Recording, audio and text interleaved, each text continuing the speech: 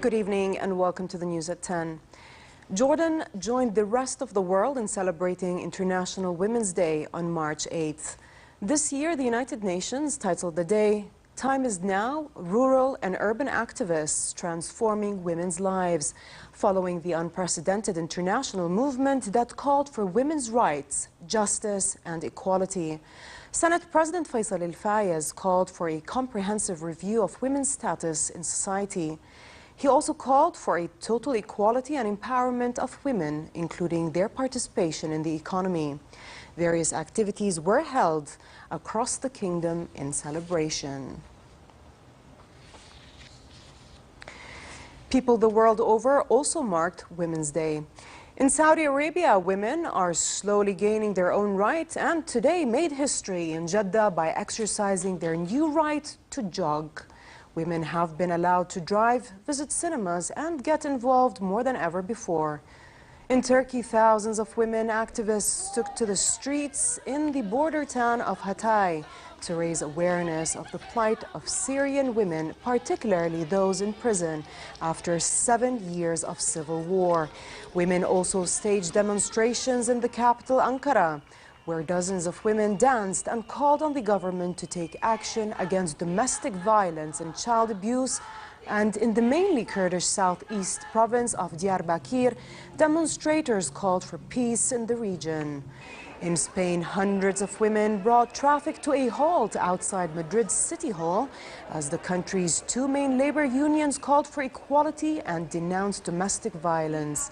While the 8M Commission, the umbrella collective organizing the strike, highlighted discrimination, harassment and violence against Spanish women. In Taipei, dozens of protesters held up banners reading "No means no" and "Our bodies, our minds, our power" to raise awareness for gender equality. An artist who participated in the march said that the absence of women's issues in public discourse doesn't mean that women don't face discrimination, but rather that everyone just chooses not to talk about it.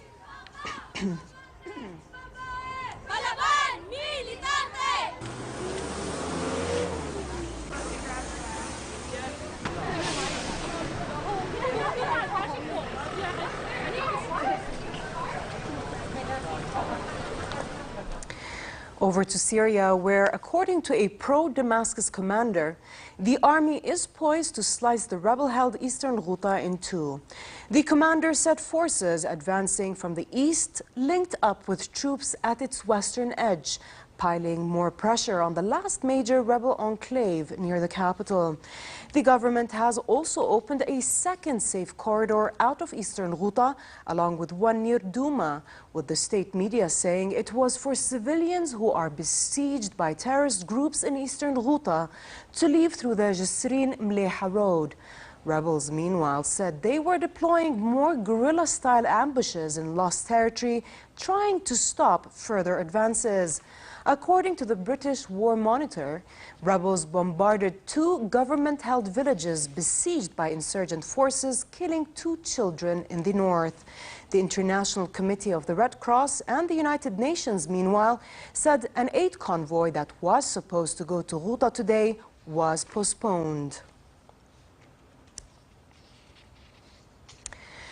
2 senior South Korean officials arrived in the United States to brief U.S. officials on their meeting this week with North Korean leader Kim Jong-un and Pyongyang's apparent willingness to discuss nuclearization with Washington. South Korea's National Security Office head and National Intelligence Service chief are expected to explain North Korea's stance on possible future talks with Washington and the prospect of Pyongyang suspending nuclear tests if the security of the North's government is assured.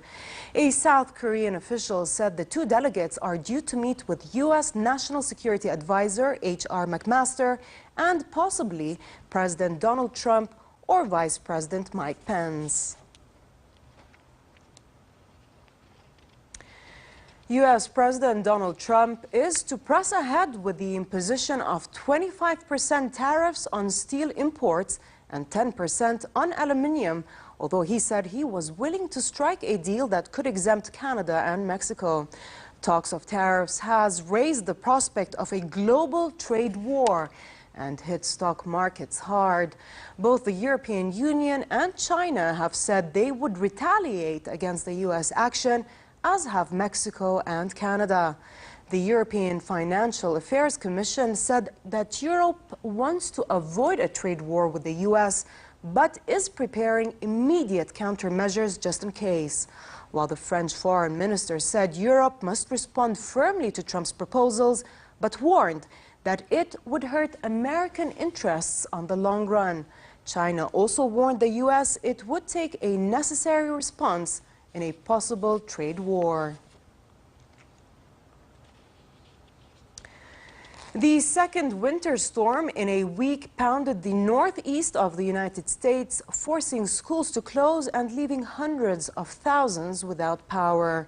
30 centimeters of snow and fierce wind gusts of up to 88 kilometers per hour were expected from eastern New York through northern Maine today after the storm slammed the region yesterday.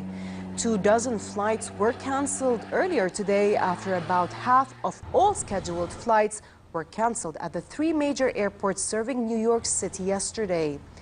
Connecticut's governor ordered many state workers to head home early at staggered intervals to avoid traffic snarls on slippery roads, while the governors of New Jersey and Pennsylvania declared states of emergency, which gives them access to support from the U.S. government if needed.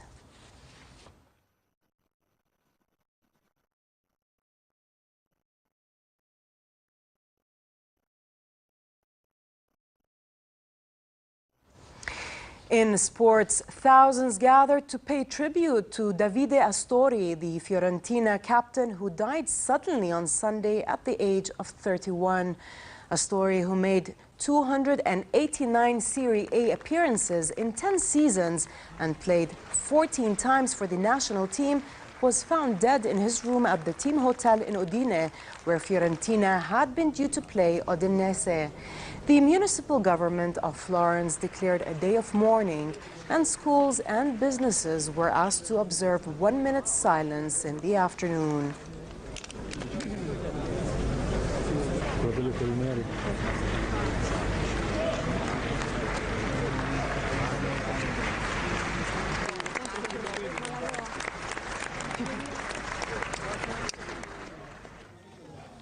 Team BMC Racing had an ideal start to the Tirreno Adriatico cycle race in Italy, winning the team time trial and putting Damiano Caruso in the early lead.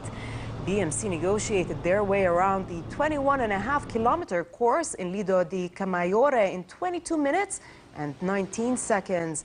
Australian team Mitchelton Scott came in second, while Team Sky was third. Dimension data rider Brit Mark Cavendish crashed out and suffered cuts to his face. He finished the time trial alone and was taken to hospital.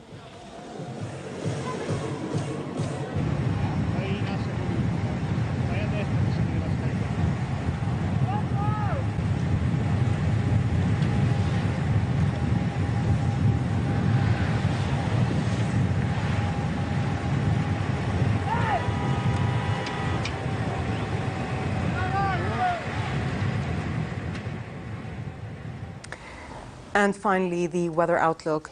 Temperatures are expected to drop noticeably tonight, while humidity is to rise. Tomorrow, temperatures continue their drop around 2 to 4 degrees below their season average and 10 degrees less than today.